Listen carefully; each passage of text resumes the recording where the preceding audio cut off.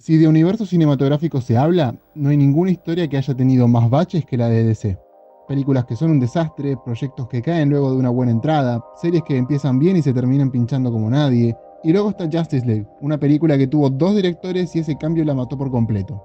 Justice League es una cinta que tuvo muchísimas modificaciones, muchas escenas eliminadas y gracias a ello un fracaso enorme. Es una de esas películas que ves y terminas sin entender por qué pasaron el 75% de las cosas. Ahora, luego de una lucha incansable de una horda de fanáticos que creían merecer más y mejor de lo que les dieron, y una movida colosal a nivel mediático, salió la versión de Zack Snyder, una visión que realmente cambia por completo todo el panorama y la perspectiva que teníamos sobre esta historia. Eso sí, la película dura 4 horas. Vamos a entrar en un análisis sobre qué pasó con esta cinta en particular y si realmente vale sentarse 4 horas a ver esta película.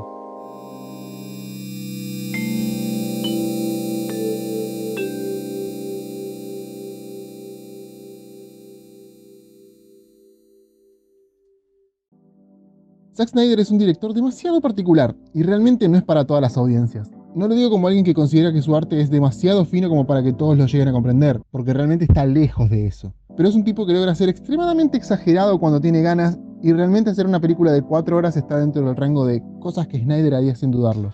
De todos modos, esta película fue una experiencia completamente única, con muchos pros y otras contras. Si no entienden por qué hay tanto revuelo por una película tan larga y vieron más o menos los estrenos de los últimos 5 años, saben que hay una Justice League flotando por diferentes plataformas de streaming. Esta versión salió en 2017 y es una que está parcialmente dirigida por Zack Snyder, quien se vio forzado a retirarse de la dirección tras el suicidio de su hija Autumn. Esta película fue seguida por Joss Whedon, director de las primeras 2 Avengers. Si ya vieron esas otras dos, saben más o menos que el tipo tiene una experiencia con el cine de héroes y no debería haber tenido problemas a la hora de terminar este proyecto. Lamentablemente, gracias a la mano de Warner y un par de reshoots que hizo Whedon, la película terminó siendo un desastre narrativo, con muchas cosas que no tenían sentido, muchos momentos que simplemente existían porque sí, y con los personajes en una forma realmente mala. De hecho, cuando la vi, recuerdo que el único personaje destacable fue Batman por su primera escena y listo. Había mucho hueco, mucha escena que no se llegaba a entender y mucho chiste que no calzaba con el contexto que tenían los héroes en ese momento. Era un desastre porque fue apurado, tuvo cambios de guión y la edición dejó muchísimo que desear. Luego de movidas por Twitter, muchísimas peticiones de cultistas de Snyder y gente que quería ver esa versión tan ambiciosa que el director pretendió, se logró. Warner dio luz verde a sacar el proyecto de Zack y con un par de tomas a filmar y poquísimo presupuesto para arrasar ciertas escenas y terminar de editar otras, salió al fin el tan anhelado Snyder Cut. Un proyecto totalmente arribista que pretendía hacer una historia extensa pero con una idea clara y concreta. Si hay que definir esta versión con una sola palabra, creo que esta sería mejora. Definitivamente la película es una mejora en casi todos los aspectos y eso es algo que honestamente debería generar un poco de esperanza en aquellos que apostaron por el universo de DC y se han encontrado con algunos fiascos en la pantalla grande. Cabe destacar de todos modos que esta película no pertenece al canon de forma oficial, ya que Snyder dijo en una entrevista que todo esto ahora es parte de su visión y que es una historia alejada del universo de DC. De todas formas, no deja de ser la misma historia y como tal se ubica un par de escalones más arriba que de su predecesora. Entrando un poco más a lo técnico, hay que decir que el guión de esta película es tremendo. La historia entra desde otro lado completamente diferente y nos entrega algo que rogábamos con la de 2017. Contexto.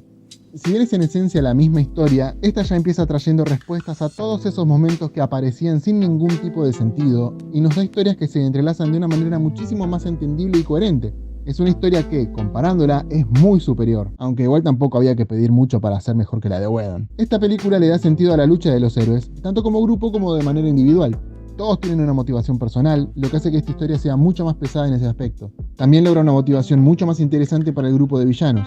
Pasamos de tener un Steppenwolf que viene a buscar las cajas porque las ama, a un Steppenwolf que está en medio de un viaje de redención tratando de recuperar algo que él destruyó, y lo vemos sufrir, lo vemos ser un personaje con profundidad. Es un villano que ahora tiene motivaciones claras y que es un digno oponente. Snyder comprendió perfectamente que el mundo de las historias de DC es un mundo repleto de mitología, ya que sus personajes son mitos vivientes, y logra plasmar arcos magníficos a lo largo de toda la historia. Vemos a un Batman que no puede lograr su meta como él pretende y lucha a lo largo de toda la película y aún así no deja de ser uno de los personajes más útiles de toda la historia. Una Mujer Maravilla que sigue un legado y que además se demuestra como una heroína que definitivamente hay que respetar y temer en partes iguales.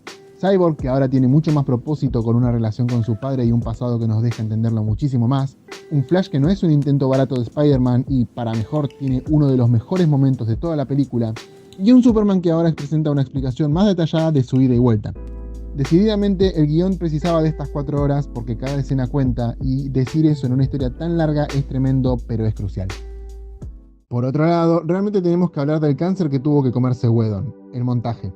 Por lo que sé que sucedió con el cambio de mando, Warner le pidió a Joss que la película no dure más de 2 horas porque necesitaban que tenga una duración dentro de todo aceptable para que la gente la vea en una sentada y listo. Eso trajo como consecuencia que una cantidad brutal de escenas se eliminen. Obviamente que muchas de estas escenas contenían hilos conectores que iban a servir para poder generar una solidez más fuerte en los arcos que se iban a ir narrando a lo largo de la historia.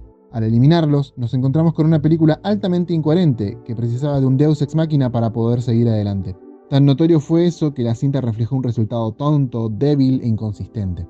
La versión de Snyder arregla a la perfección eso, dando un resultado pulcro, detallado y preciso. Y obviamente que le convenía hacerlo así porque sentarse 4 horas para que te dé un montaje medianamente malo hubiese sido un total calvario. Cada escena que se aplicó en esta película funciona. Si hay que decir algo igual es que no es perfecta. El montaje a veces tiene momentos que realmente podrían ser eliminados por su redundancia, pero de todos modos funciona. Hablando de cosas imperfectas, hay que detenernos unos segundos en el punto más débil de la versión de Snyder, los efectos visuales. Warner le otorgó a Zack un monto que, para una película de este calibre, realmente es bajísimo. Obviamente que no querían perder mucho porque este proyecto ahora era un tiro al aire, ya que definitivamente podría haber sido una pérdida enorme. O sea, hacer que un público que se acostumbró a películas de como mucho 2 horas se siente a ver 4 horas de una historia que ya vieron en su gran mayoría, podría haber sido el tiro por la culata más grande de la historia, y por ello no decidieron escatimar en muchos gastos y darle al director lo mínimo indispensable como para que no salga a presentar un desastre total. Este fondo llegó a pagar una cantidad de momentos que, si bien se entienden como mensaje, a nivel visual son hasta irrisorios de ver. De todos modos, ojo, porque cuando hablé de Flash y una de las mejores escenas de la película, también hablo por la edición y por cómo ese resultado funciona de maravilla. Pero lo que sí hay que decir es que hay escenas como esta, que lo único que sacaron de mí fue un gran uff. Y esto nos lleva directamente al núcleo del análisis, la dirección. Pasar de ser un proyecto conjunto donde el segundo integrante deshizo varias escenas y modificó otras para tener un resultado mucho más parecido a lo que él ya trabajó, hizo que esta película sea un desastre total. Acá ya no hablamos de guión, ya no hablamos de edición, ya no hablamos de montaje. Los reshoots lograron ser un caos absoluto. Muchas escenas honestamente no deberían haber existido jamás, y mucho del material es hasta irritante de ver. El estilo de Snyder es uno al que yo me terminé de acostumbrar en su totalidad cuando vi la versión extendida de Watchmen, de la cual hablo en este video que está saliendo ahora arriba a la derecha.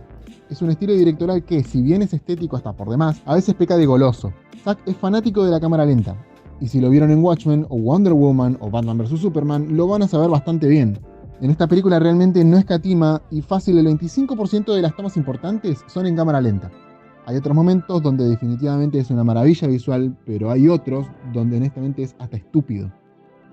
Por otro lado, elegir un formato de relación de aspecto de 4:3 es una decisión artística que me sorprendió de ver, pero que realmente funciona muy bien. Así como si fuera una versión un poco más alta que el IMAX, tener una imagen de este aspecto sinceramente funciona para ser más compacto y terminar creando un cuadro que muestre lo necesario. Esto hace que muchas de las tomas que ya habían salido en la de Whedon cambien en tamaño, pero realmente no hay mucha diferencia. Uno de los últimos puntos a destacar es el cambio en la música. Snyder básicamente retiró todo lo que Danny Elfman compuso y le dio el control total de la música a Junkie XL, un tipo que tiene una visión realmente interesante de cómo componer para este tipo de películas. Sinceramente tiene momentos idílicos a la hora de generar el pincelazo final en ciertas escenas, pero hubieron cosas que me parecieron muy irrisorias. Poner siempre ese cantito raro cada vez que aparecía Diana o las Amazonas empezó como algo bastante etéreo y muy místico, pero luego de la sexta escena consecutiva donde Wonder Woman tenía la cara en primer plano y el temita parecía hasta reiniciarse, ya era básicamente como hacer un meme. De todos modos, la aplicación del tema principal de este personaje en las peleas fue una decisión perfecta y mucha contextualización sonora funcionó como debería. Por otro lado, también cambiaron el soundtrack y la escena de Arthur cambia su contexto de una forma increíble, lo que me hizo más gustar la escena con el tema de White Stripes, a decir verdad. Pasar de una película que claramente fue apresurada, caótica y extremadamente incoherente a este largometraje es un cambio básicamente radical. Antes nos habían dado una historia que enlazaba eventos que parecían nacer por coincidencia, y ahora tenemos un trabajo detallado hasta en la más mínima idea, donde cada escena tiene que ver con la anterior, y si no la tiene es porque la siguiente va a atar esas dos escenas. Whedon nos dejó una historia donde nunca terminás de interesarte por nadie, y Snyder nos dejó claro que hay peligros, viajes y que los héroes que tan invencibles parecen sufren igual que cualquier humano. Si bien Zack es un director que tiene tal obsesión por la cámara lenta que termina siendo un tedio a cierta altura de las 4 horas de película, hay que admitir que es un tipo que, cuando le das el tiempo para hacer sus proyectos, te saca joyas cinematográficas. Esta película terminó teniendo muchísimos guiños a eventos futuros, pero realmente me dejó muy ansioso por ver qué va a pasar en el futuro y cómo va a ser la película de Flash.